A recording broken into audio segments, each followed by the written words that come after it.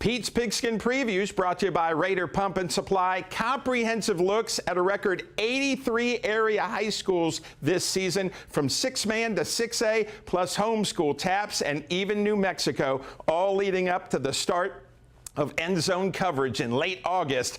Time to preview another school. All right, Coach, first remind us how Liberty finished up last year. Well, we don't really like to talk about that just a whole lot. Our season finished at 2-8 last year. That record's not real indicative of how our kids we played. You know, we were in just about every game that we had.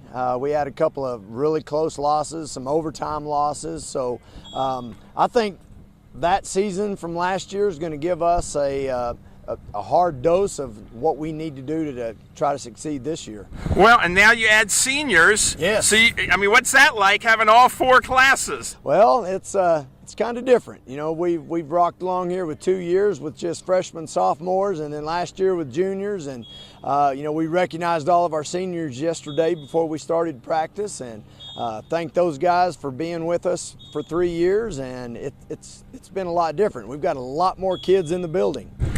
And what do you think the strength will be for the Patriots?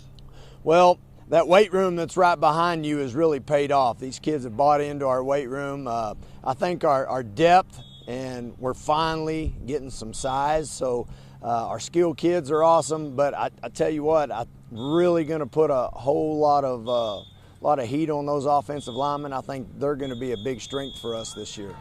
What will the Lubbock-Cooper Liberty Patriots look like on the field in 2025? A lot bigger than we did last year.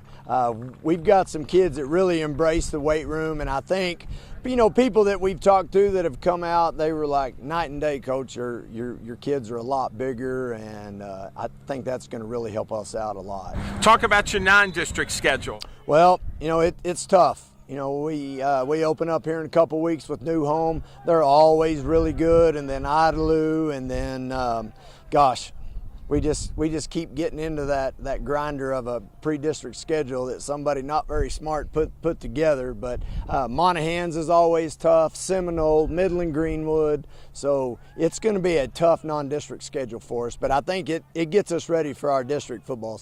And then talk about district. Well, you know, you always start off when you're talking about the district schedule, you got to talk about Estacado. You know, they were district champions last year, so they get to wear that target on their back this year. And then Perryton is going to be competitive again, Borger, and Levelland. So it's going to be tough for us, but we're excited to kind of atone for some of the stuff that happened to us last year, and we're just ready to get going. And then can you just talk about Lubbock-Cooper Liberty? I mean, it's still wet paint out here in year 3. Right. You know, if you look around, this building right here behind us was not there at this time last year. The indoor was not there last year. I think we were dressing in classrooms. So really, I think the main thing that we still have left to build is our competition gym.